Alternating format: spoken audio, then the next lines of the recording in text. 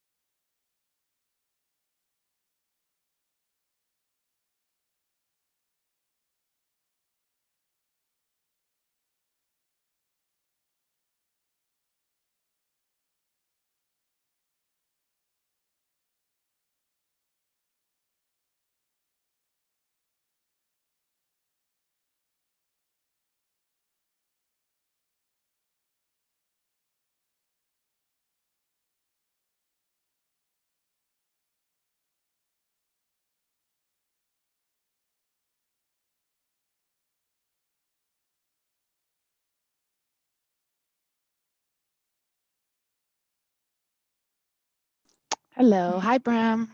Hi, how are you? Good to see you.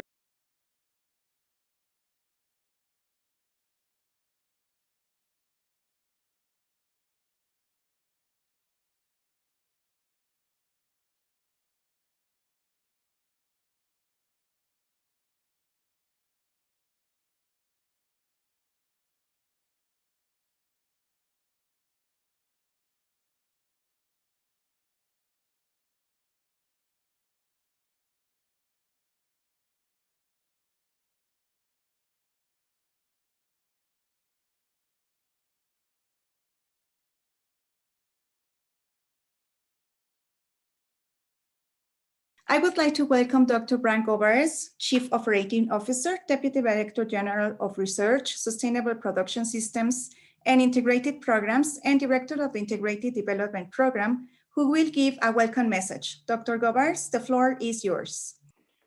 Thanks a lot, Isabel, and good morning, good afternoon, good evening. This is a special seminar series, Scenarios for the Future, How to Create Value in the New Normal. And today I have the honor to present to you two esteemed colleagues that will present us an interesting seminar about scientific research in support of transformation. And where have you heard that word transformation recently? Learning from a decade of experience in Australia. So as usual, where you have heard it is probably not, we seem to go a decade late. So let's see what we can learn from this experience. And I have to be honest, this was the first time in my career that I understood that CSIRO is actually stands for the Commonwealth Scientific and Industrial Research Organization. Somehow I never got that explanation. So Michael, and I hope I pronounce your surname correctly, Battaglia is actually our presenter today. He is the Research Director for Sustainability. He leads the CSIRO work which looks at agricultural sustainability and science to adapt agri-food systems to environmental, market, and social changes. He also has led, as a team leader, the work on forestry, green gas mitigation, climate change adaptation in agriculture, and as deputy flagship leader for agriculture. He has been responsible for science quality and impact planning. He is a founder and director of the soon-to-be future feed company that will commercialize an anti-methanogenic, and maybe some point you Perfect. seaweed livestock feed supplement, and many other achievements. And of course, Michael is part of the KSS Brain Trust. as actually Katie is the one that kept the CSIRO within the KSS Brain Trust going forward as a development economist interested in food systems and agricultural value change. In particular, she's interested in looking at networks and how those influence human health, nutrition, and poverty. And she also has an impressive list of experiences, being one of them having worked as staff of the CGIR and with Cornell University and Colorado University.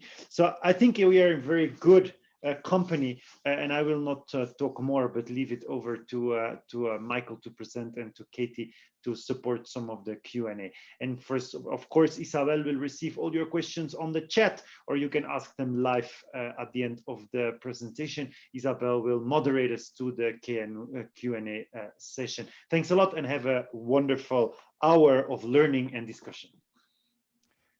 Thanks, Bram, and thank you for the generous introduction. I'm just going to move you out of my way.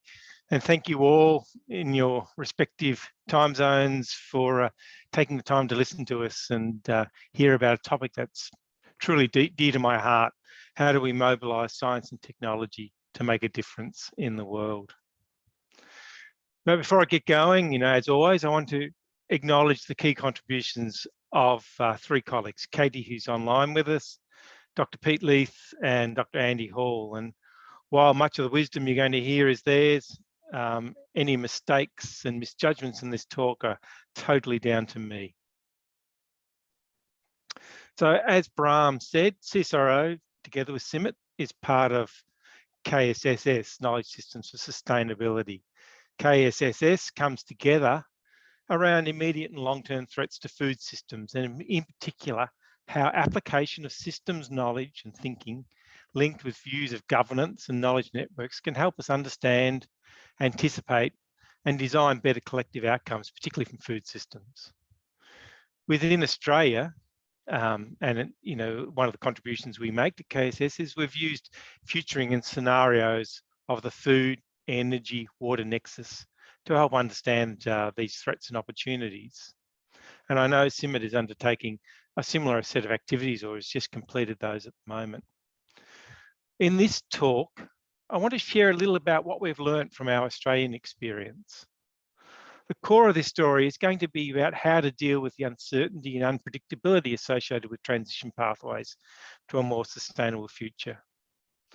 And I'm going to put to you that these pathways can't be imagined independently of science, and that science can play a critical role in enabling a broader discussion of those pathways, trade-offs, and possibilities. But I have to tell you, it's not an overly successful story that I'm going to tell you. And as you might have noticed, we haven't transformed Australia, let alone the world yet. But I think there's a story here that we can learn from to improve how we might approach this problem. I'm going to tell this story to you specifically in the context of greenhouse gas emissions and the way futuring looked at options for the future and to enable transitions, and the role that specifically the Australian national outlooks played within this journey, and perhaps where we're going now in that attempt to transform Australia towards a low emissions country.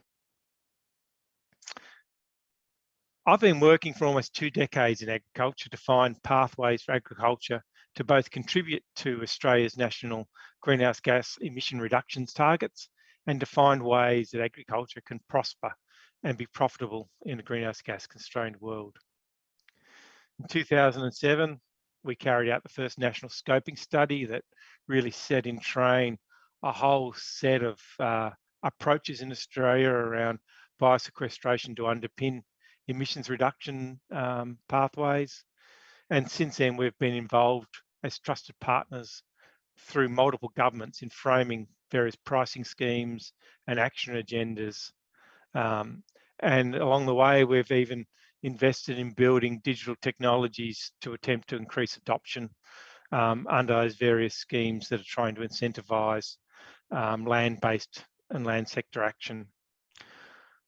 I've helped set up, as Bram said, technology companies in this area, things like FutureFeed, the anti-methanogenic livestock feed supplement from seaweed, and SCANS, a low-cost way of determining soil carbon that can reduce soil sampling costs by about 2/3.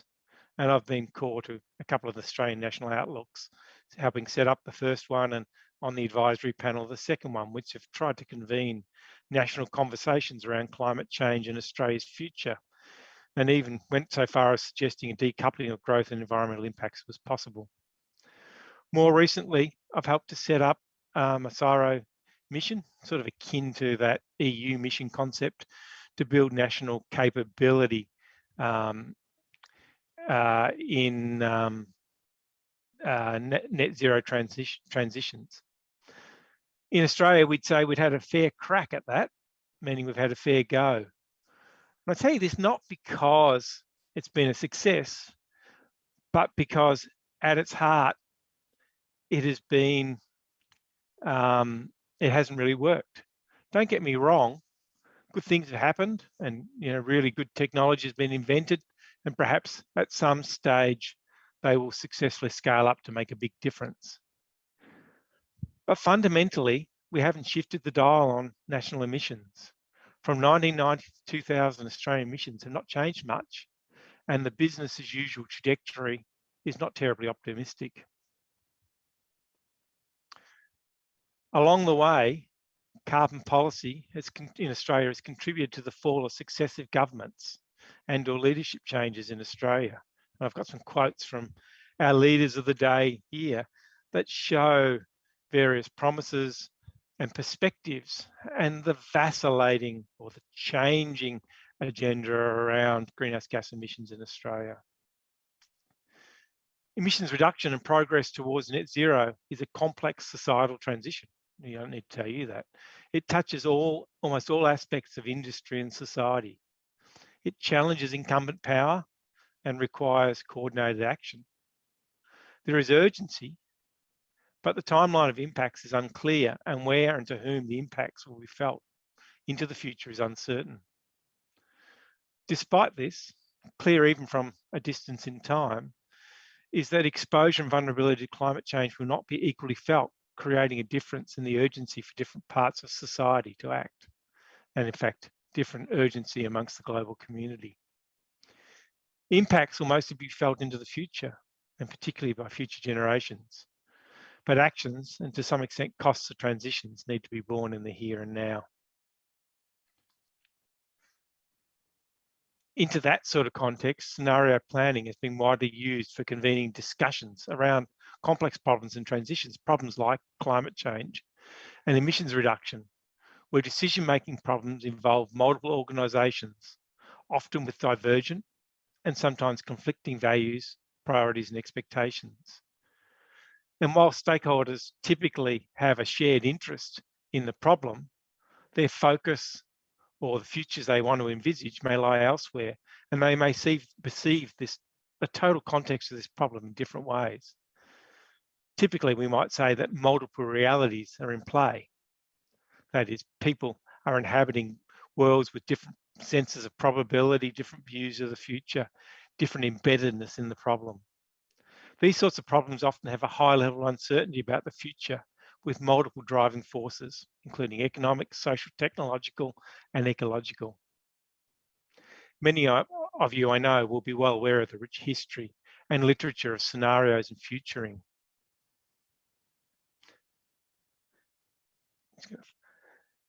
Australia's National Outlook exercises, Australian National Outlook 1, the one in 2015, and National Outlook 2 in 2019, were activities of this kind in which climate change and emissions reduction policy were two of the focuses of the scenarios and analysis. The studies were actually much broader in their interests and impact, and I've got some quotes there really around the scope of these conversations that the national outlooks were trying to convene. The 2015 outlook was much more centred around climate change and climate change policy. The 2019 analysis played to a much broader set of options and futuring around where Australia wanted to be and how it wanted to position in a changing landscape of international competitiveness and demographic change in Australia. They were futuring exercises in creating narratives about what sorts of futures we wanted, what was possible and what was feasible. Both were framed as bringing into government and society discussions around the implications of future risks and opportunities, and really explicating or bringing to the fore the trade-offs and the choices we had to make. Unstated but implicit was the hope that they could be galvanizing or boundary objects to try and drive national dialogues that would bring people together in new alliances for action that would create the options for the future.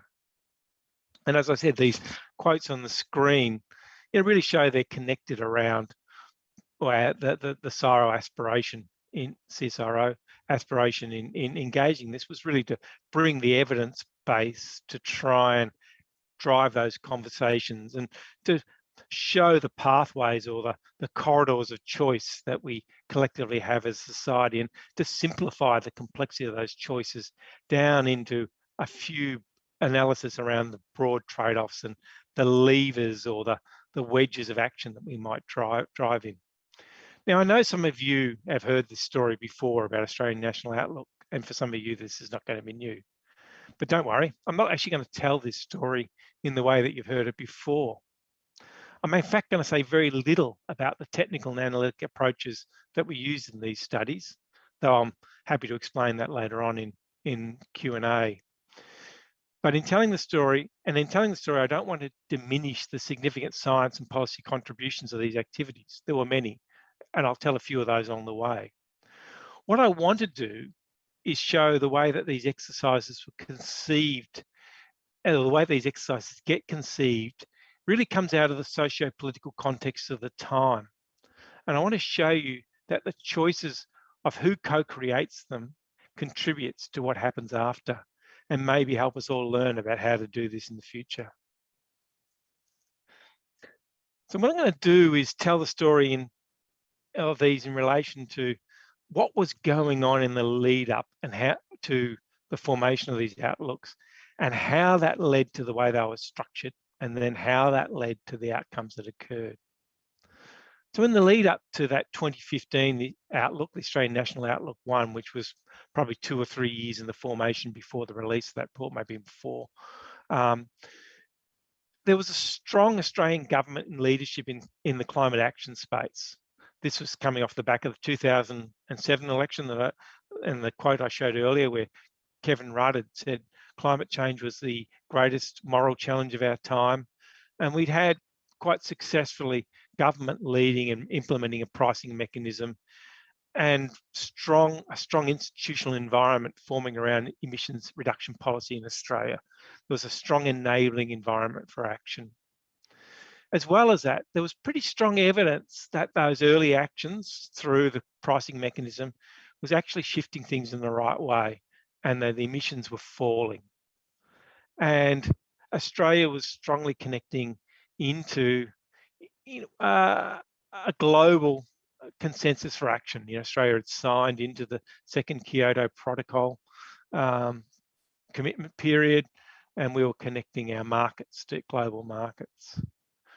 And back in the background, Australia had just come off the most intense drought for 1,000 years, the worst in Australian recorded history, that had seen dry conditions run for almost a decade, and that had contributed significantly to rural hardship amongst regional centres and farming communities, and had seen the impacts of rural drought carry through to the cities with water restrictions, bushfires and dust storms. And even for Australia, a country used to drought, this was quite confronting. So it was in this setting that the first Australian National Outlook was conceived and delivered. It was an initiative instigated and developed by CSIRO independently of government. It was a science-led activity, but it was one that was consistent at the time, with a strong role for science to be providing evidence into the policy space. I've torn here or inserted here a slide from a presentation at the time of the release of that report. And we can see from the words at the time that it aimed consistent with that strong connection between science and policy to be agenda setting. The slide says that vision, integration, and expertise will help us deliver impact. And not surprisingly, given the public debate raging at the time off the back of drought around carbon forestry plantings, or biosequestration plantings, impacting on water supply, accentuated by that decade of drought that I talked about, there was a strong focus on natural resources and land use trade-offs. At its heart, it's a story in which science is trying to talk truth to power via the government, to flag and raise problems and risks with trajectories and choices and influence policy. It's framed around there being a strong government to respond and coordinate collective action across the nation. There is a strong sense in which science and its articulation of consequences, risks, trade-offs is an arbiter of reality and a story of how the future might be under different choices so other people can govern these risks. Science is trying to tell society and government what the future will be and how to progress there. Deep down, when I think about this, underpinning this is a broad model of innovation in which scientists advance scientific understanding and then pass this work through to others to enact. In this case, we're passing through this view of the future to the public sector, and we're telling them it's their task to create incentives, regulations, and so forth to deliver the best outcomes for society, a linear model of innovation. In the immediate aftermath of the release of this report, it did flow through to policy change. Carbon or biosequestration plantings and water, which had been a deeply contentious issue, as had the transition in land use from food production to carbon forestry, resulted in the evidence out of this report resulted in change. Based on the report, carbon forests were prohibited from landscapes where water competition was likely. Regulation was passed around the prevention of carbon forestry on prime agricultural land, irrespective of where market forces might push it. The analysis from ANO, which showed that planting certain types of plantings, those with native and species, could deliver better biodiversity outcomes across the nation, allowing multiple benefits to unfold, resulted in incentives and subsidies for pro-biodiversity plantations. And the report more broadly and importantly concluded from those multiple analyses that economic growth and environmental impact could be decoupled. And this was widely reported, published, but quite frankly, it was largely ignored in the local political sphere. And in fact, come 2013, we had a government change, and by 2014,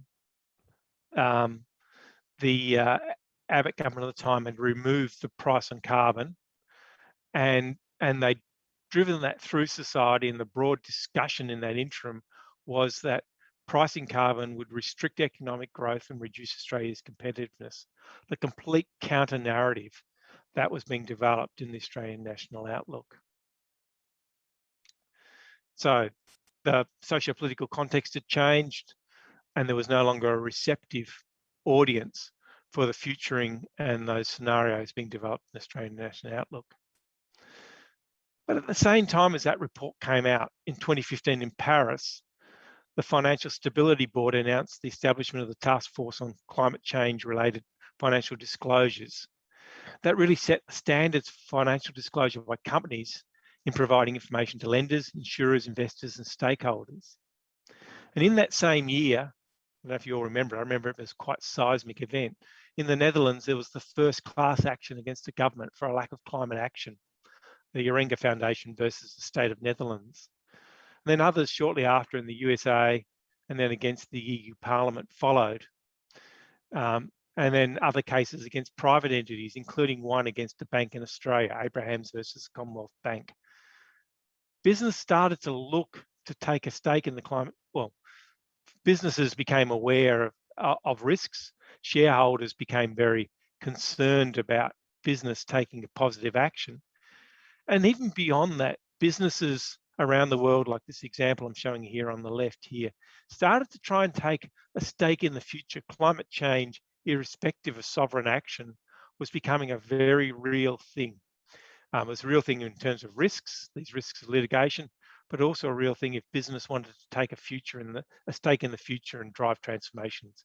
And you'll have seen this, in your experience. Oil and petrol companies became energy companies. We started to see, major agricultural enterprises doing transformational shifts in their land base to capture up future opportunities.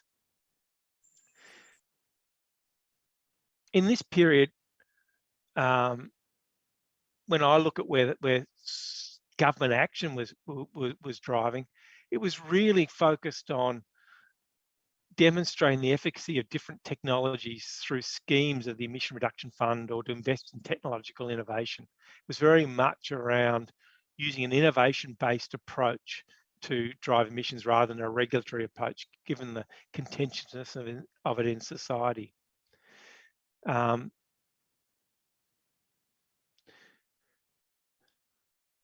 it was into this environment that the second Australian National Outlook was developed as a coalition of business, science organisations and civil society groups. So what we're seeing in this period is government in Australia broadly absent from the policy space, and business forging ahead to start to drive its place in the future and reduce risk. And so the second set of futuring activities excludes government and is Australian science, CSIRO, partnering with other science organisations and a range of business opportunities. And also some significant community groups, Red Cross, Uniting Care Australia. So whereas ANO1 had focused heavily on natural resources and land use policy, the second Australian National Outlook built a much richer and more detailed analytic capability relevant both to the business interests and social interests of the time, including economy-wide productivity, the trajectory of cities and infrastructure, and to some extent, social welfare. I'm just going to focus on the greenhouse gas emissions side of ANO2, but it's important to note that ANO2, Australian National Outlook 2 in particular, cast a much wider set of interests around changing social conditions, wages slowdown, population ageing and business competition, all in the face of a rising Asia and the need to enable and to incorporate technological change. But that's just setting for Australian National Outlook, and that's framed a broader set of interests in a different constituent population of participants. And so in summary, ANO2 comes in that context in which government is absent from the game and expecting technological innovation to drive from science and industry, sort of a very laissez-faire approach to managing the system. As a result, there's a collaboration largely between science and the private sector, looking at how we're going to innovate for change and the outcomes we agree upon, and galvanising around a common narrative on how we get there. That is to the desired endpoint, termed outlook vision compared with slow decline. So business and science have said the future is to some extent binary. Let's have a look at the positive vision of where we want to get to and look at the levers and drivers that might enable us to get there. In this exercise, science is trying to drive an innovation response through partnerships with the private sector. So we're sitting there saying, we can't drive through policy. We're going to partner with industry and the private sector to create future optionality for the economy. Whereas Australian National Outlook resulted in advice largely facing policy, ANO2 is much more focused on where science and industry can innovate.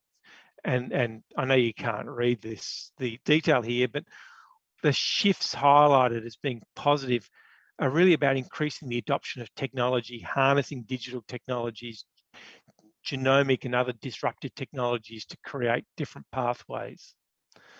And the other thing that was evident from the results of Australian National Outlook was that the inclusion of Red Cross and Uniting Care and others, a much broader set of actors, a more diverse set of actors, a more inclusive set of actors at the start, redefine the problem and goal definition in a way that did include the importance of aspects of trust and social well-being in creating a prosperous future economy, whereas Australian National Outlook 1 had simply looked at the resources trade-offs.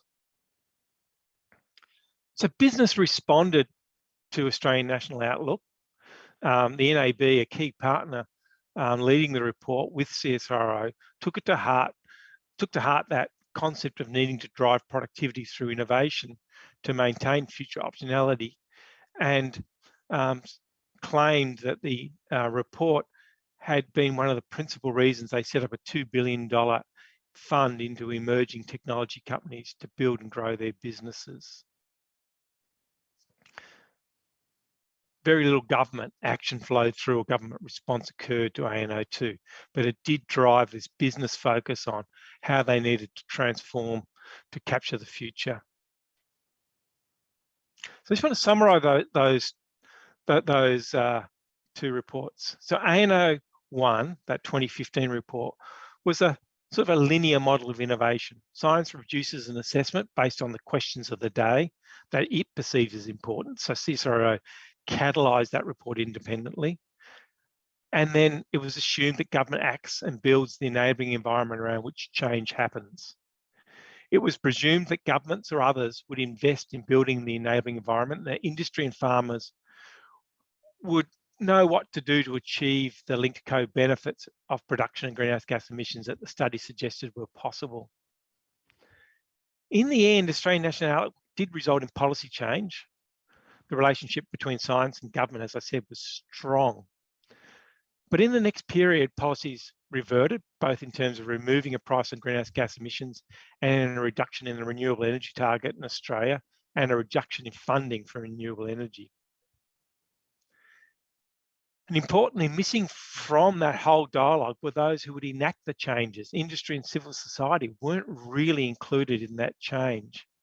And critically, the only part of government that had been engaged in that process were those parts of government involved in carbon and environmental policy.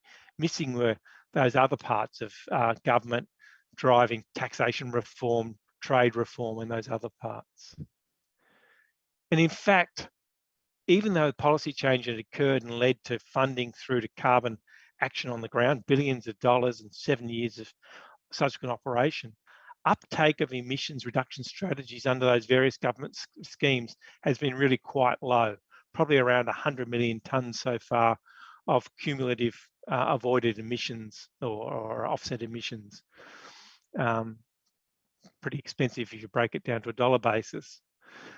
Subsequent reviews of the success of those actions towards mitigation has shown that the agriculture sector, at least, and it's where I know it best, that farmer knowledge of the options for emission reductions remains low, and that the incentives set up are too low in relation to the costs of implementation to offset the risks against the potential carbon price rewards.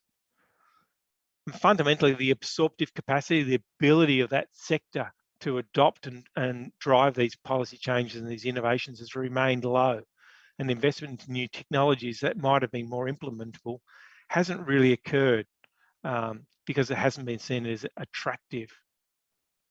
So whilst ANO1 had pointed to the future of what might be collectively possible, the collective benefits, it had failed to catalyse and galvanise the necessary participation from all levels of government and all those other actors in the system who needed to drive change.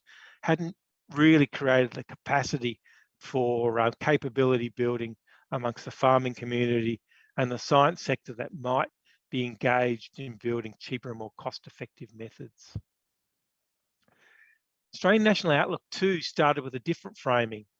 It looked to build national competitiveness by building learning between actors in the system. It really was focused on helping science and the business sector work together to try and create options, to some extent learning from ANO1. But government was noticeably absent from that process.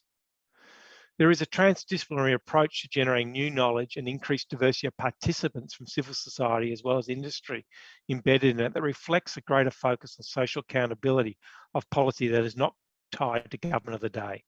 So by building that broader consensus, it's actually creating a more inclusive future. Through the dialogue of ANO2, industry and science were able to create a common narrative that did lead to industry stepping up to fund innovation and take a role in building national capability. In the end, though, it wasn't and still remains unclear how this was going to change society without a broader enabling policy environment to scale and implement those change. Even with private sector and potentially government funding flowing through into innovation startups as proposed in that NAB $2 billion fund, it's not certain without the appropriate policy mix that government might have bought into this consensus action that the new innovations can overcome locked-in elements of the old greenhouse gas-rich economy. For example, while existing fossil fuel industries have benefited from government investment in infrastructure such as transmission lines and so forth, increased uptake of some new renewable energy options has fundamentally been stymied, and indeed there's been discussion of potentially regulating against some of it due to insufficient buffering capacity to stop variations in the network.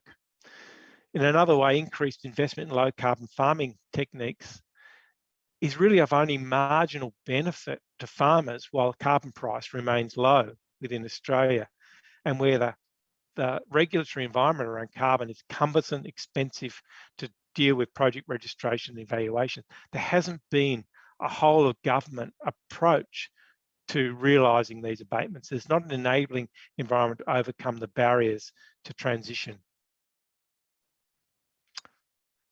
So is there another way? Australian National Outlook 1 and Australian National Outlook 2 broadly sought to build a narrative or multiple narratives of the future. And in doing so, I hoped they could galvanise the conversation and bring together actors for change. For this to happen, there seems to needed to be a lot of things coming together in the system. And as I've sort of suggested, without the capacity for enactment of transformation, those changes seemed unlikely. But let's have a look at what things we think need to come forward if these sorts of outlooks are going to be successful. Firstly, there is a need for capability and desire in government to enact change. And there needs to be a coherence in the various policy departments that control the broader policy agenda so that different arms of government do not impose counter signals. When we engaged, particularly in ANO1, we didn't engage right across all of government to help drive a coherent policy environment. Energy policy, tax policy, trade and environment policy were not all present in the Australian National Outlook Discussion 1. Secondly, given that transformation involves industry, government and science in a connected set of actions and linkages, it really helps if there are strong and complementary technical skills in industry, science and government. Enactment of transformation requires all parts of the innovation system to be engaged. In ANO2, we didn't engage all parts. We do have reasonably strong enactment skills in government, strong governance. We do have strong science capability. But ANO1 sort of fell over because it advocated a set of actions into the farming sector where capability for adoption of those strategies was low. Knowledge of options, enabling pricing structures were low, support structures were low, and we didn't and we still haven't seen a significant uptake of carbon farming practices. Thirdly, the actors need to be able to understand each other. There needs to be a common language. Science speaking complexity to government will fail if it's not accessible and interpretable to the policy agenda of the day. Science and business need to join in the language of risk and science translation, property, rights and ethics. In ANO1, we started speaking relevant to the policy agenda, but the policy agenda changed. We pivoted in ANO2 to one more supportive of the government's laissez-faire approach around innovation. Success, though, wasn't great. And then fourthly, to get legitimacy, you need to engage effectively across groups through process and inclusion. You need to create the space in the future for all of society to really engage the whole lot. Any transformation, indeed any innovation, has directionality in it. That is, it leans one way or another to the type of society that's possible. Science innovation is not politically neutral. How we preference the innovation choices we make and the participants in the co-creation of that innovation influences the outcomes that occur. For example, and has been very topical recently over the Eat Lancet report, do we pursue food security with radical technologies, as it was proposed in some of those outcomes of the Eat Lancet reports, that support existing markets and control points in agri-food systems? Or do we invest heavily into agroecology, which has more diffuse and less capturable outcomes? Seeking inclusiveness in who we invite into the problem framing and the pathways explore greatly increases the chances for more equitable social outcomes and creates the possibilities of us exploring futures that are better performing, that are more than just better performing variants of the existing system, essentially ensuring that we don't just explore how to build a better mousetrap. This has been widely discussed around how the globe responds to COVID recovery. Is there a chance here to pivot and reimagine a different future?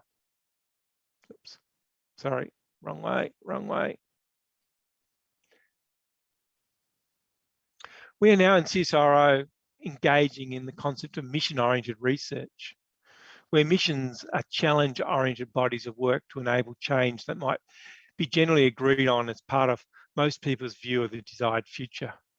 If scenarios and futuring is about defining pathways, missions can be thought of as near-term stepping stones to the future, but the common ones of most people's future, so that those stepping stones don't determine the path, but are the first steps on the path and allow for that plurality of futures to diverge from there. So you don't need to build that common and linking narrative. You don't need a society-wide narrative.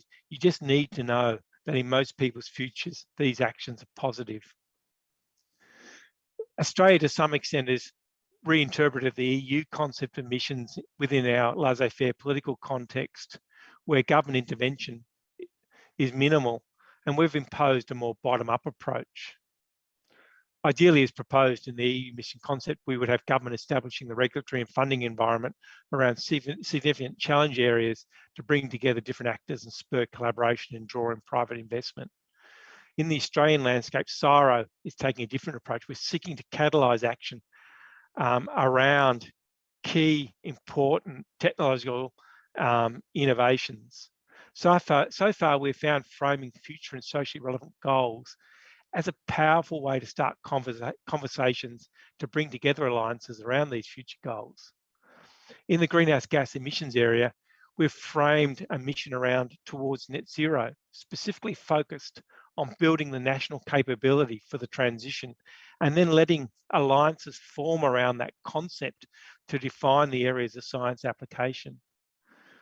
So far, we have one coalition of resource industries combining with financial institutions and regional government and Indigenous groups around the concept of green steel.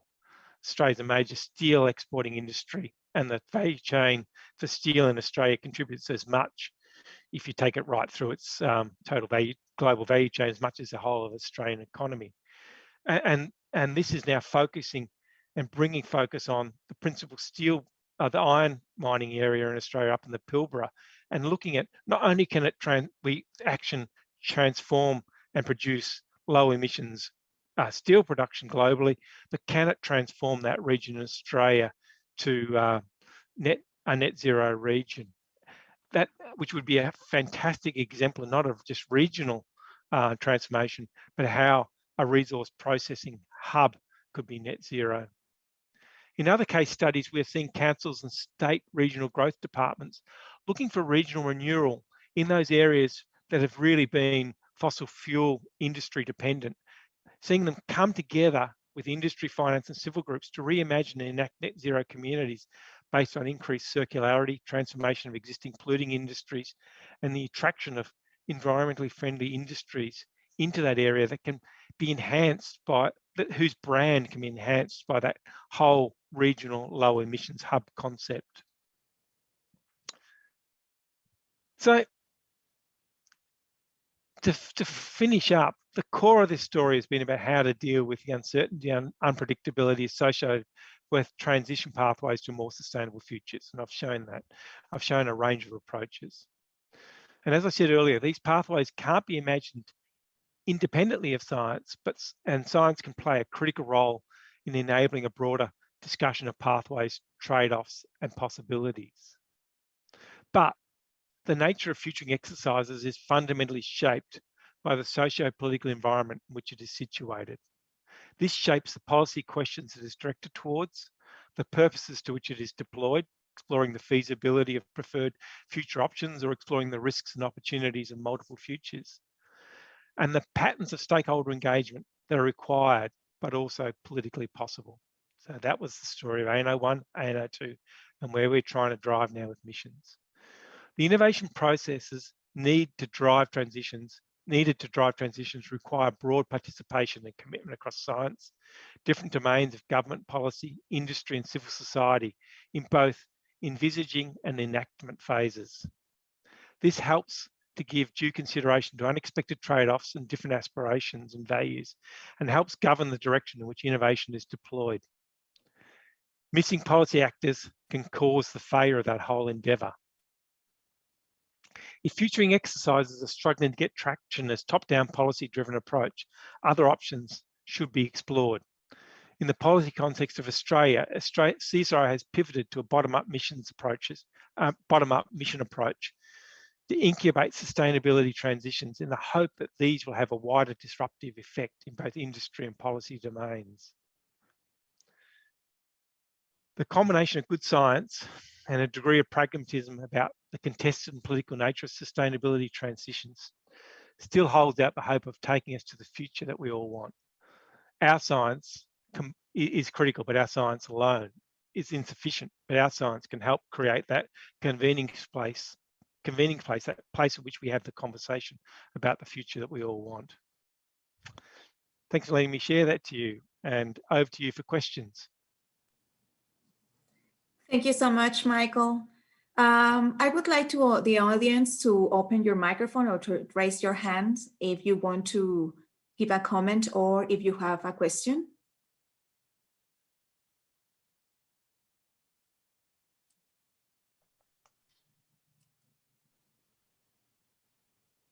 Okay, Michael. Oh, yes, Alan. Yes, please go ahead.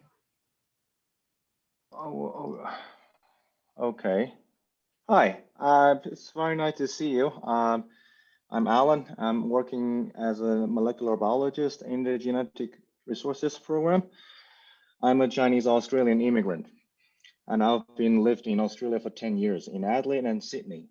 So you mentioned a lot. You mentioned saying that science is playing a very important role in the sustainable development of Australia.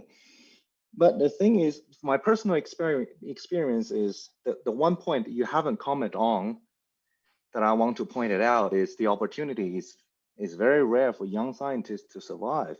You know, for example, I only have a DACRA to apply to have a tenure track position in Australia University. And then after that, that's the future fellow. That's the only opportunity I can see in Australia for me. And then at the same time, and there's no other funding from the government. And then at the same time, the university income structure is too largely rely on the international student. And then because the political climate situation and the COVID-19 pandemic, the international student enrollment rate dropping down sharply. And then the university has no choice but to cut some stuff. And some of my friends in Australia has been cut during this time. So I don't see the government is supporting science and university, especially for young scientists to survive. And how can we contribute to the sustainable development of Australia? So you haven't commented on this, so this is my question. No, that wasn't. And look, I have in an indirect way, but that wasn't the focus of what I want to talk about. And I hear your pain, and I'm a scientist in Australia, and like all scientists around the world, I understand the struggle to drive agendas. What I have hopefully shown is that there are means by which science can try and engage with government at multiple levels in multiple ways to show the value of science in creating the future. So this isn't a talk about science funding or the politics of science funding, but it is a talk about how do we work with government and industry to create an environment in which the value of science and enabling transitions to a commonly desired future is possible. So, you know, if and I didn't tell the story, but following some of the early work leading up that we did around framing abatement opportunities for Australia, that did flow through to a $200 million government funding scheme around how can science create alternatives for carbon abatement.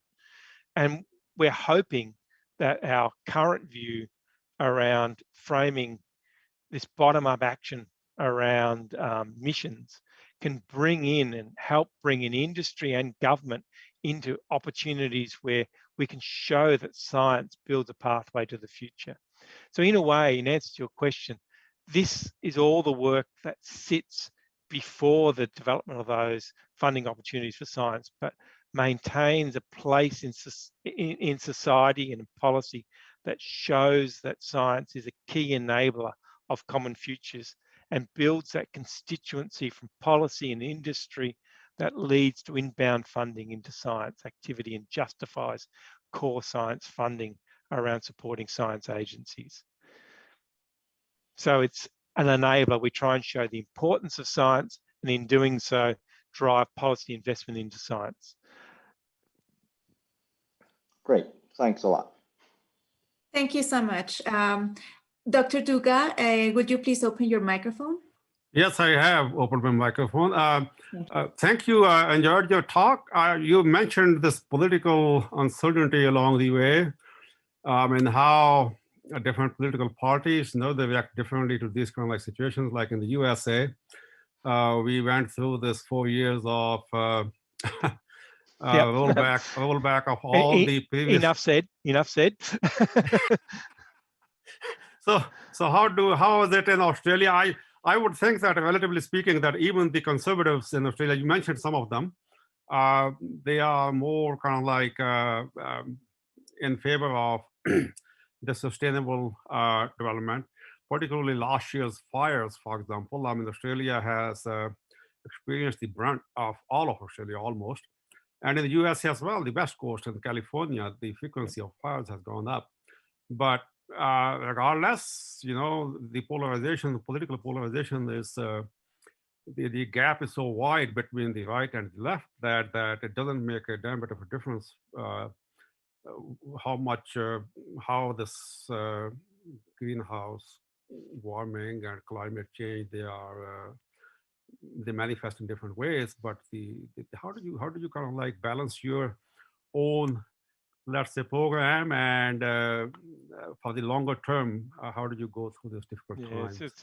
I mean, that's the heart of what we're trying to talk about here. Is an interesting set of questions, and I think it goes one level deeper than you're saying too. So yes, there's the overt political environment around. We went through the period where we didn't communicate the words climate change to government. The whole languaging in Australia, just as was in the US, was climate variability. The government in that period, 2014, 2015, was very much in denial of climate change. And I think I showed a quote there where Tony Abbott said that as far as he could see, climate change was going to be a good thing. But as you said, the evidence on the ground and the recent bushfires and things has perhaps changed the national perspective on that. The evidence, the broad evidence we're collecting around that the future looks more like some of the present things that we don't like is saying to shift the national dialogue. But I think the other thing that sits in under the overt government posturing of the day, and that's often driven by a need to capture a political constituency, is a fundamental view, as I was trying to say, around where and what pathways should change happen. And whilst I agree with you, we see a policy shift around acknowledgement of climate change and need for action in Australia now. Scott Morrison has started to step into the space of targets. We still see a view of how that change should be enacted and who should determine that action. So you'll have heard Australia's view in the global policy space that we are going to take a technological-led approach to climate change, that I think some of the domestic phrases are action is more important than targets and so forth. And this is consistent with what I was trying to say around the view of Australian National Outlook.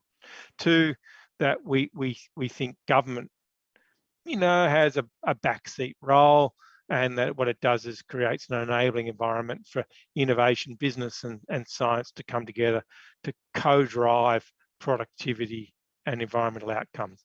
And that sets the context in which we're trying to make this societal transition and translations at the moment. What we're trying to do, and this is why I went to the space around missions, and that gets to some extent to the question that Jody Bruce posted on the chat. And so you can take this as an answer to that as well. That we've stepped into a different view around, it's not going to be possible to create that grand narrative in Australia for at least the next period around which to galvanise all parties towards a common future, but that we can create these niche areas of experimentation and technological change around which people can galvanise. Things like a hydrogen economy, things like progression towards net zero, things around envisaging future more sustainable protein sources that can create and bring together a constituency from all parts of society, possibly including government, but that in their progression towards success, start to fundamentally become sufficiently profound to shift the policy agenda. Government and others will come on board because of their demonstrated success. There's a lower risk around building a policy environment around them, or because there's an overwhelming constituency behind them. Well, look at you guys in Australia. I hope we have something like that here in the USA. So thank you. Hey, I'm going to have to leave. I really apologize. I have a hard close at 8 o'clock my time, but I'm going to pass over to Katie, who's sitting here, Sure. who can take any further questions with you. But I just want to say it's been a fantastic privilege to talk to you all, and I hope there was something useful you can take away from that. But I deeply apologize. I have a hard close, but Katie's on board to take the questions. All right. Thank you, Michael. Bye to you all. Thank you so much. Thank you so much. See you. Katie, there is one more question here. How can the missions you talk about bring in a fuller set of stakeholders to minimize the negative outcomes you describe in both Australian national outlooks? Yeah, so one thing I wanted to mention quickly that, Michael sort of alluded to, but just want to underscore is that while there's big focus on the outcome of, changing the policy environment, obviously changing that graph of emissions, one thing that we really should underscore is that the process of actually going through both ANO and ANO1 and ANO2 really allowed for a good mixing of, organizational effort between each other. And that really created both relationships, but also led itself to other projects that may not have shown up in terms of a direct, large scale reduction in emissions, but helped generate both things like the missions, where we realized there was alignment with industry about certain particular specific subtopics that maybe weren't reflected in this larger push for emissions, but was really important from a land use point of view. Think about other connections and relationships that were made. So to that end, the process was almost as important as the final outcome. And so just underscoring that that can be an essential benefit of going through something like this. And so we want to make sure that was definitely known and understood.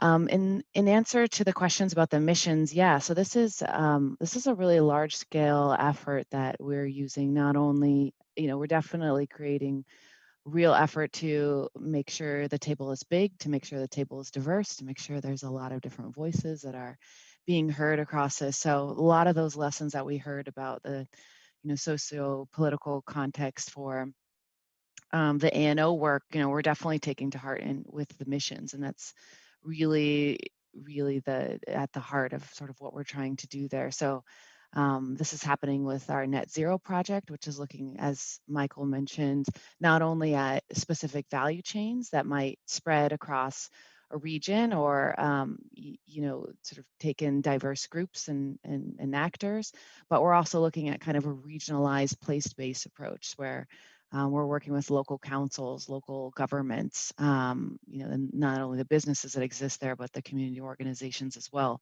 So it's really a two-pronged approach, which is somewhat new for us in some ways. So I think this concept of utilizing missions is really going to push us, but it's also going to really widen the tent and, like I said, put more bring more seats to the table, as we were just talking about before, which was what we really learned in ANO 1 and ANO 2. So, Thank you. Thanks for the question. Thank you very much. Thank you very much, Kathy. Here we have one more comment. It says, thanks for the great webinar. Nice to see the role of public and private sector in transformation, on how that really depends on their incentives to be part of the change. So we are very happy to see this interesting seminar. Would you like to give a final comment to the audience, Katie?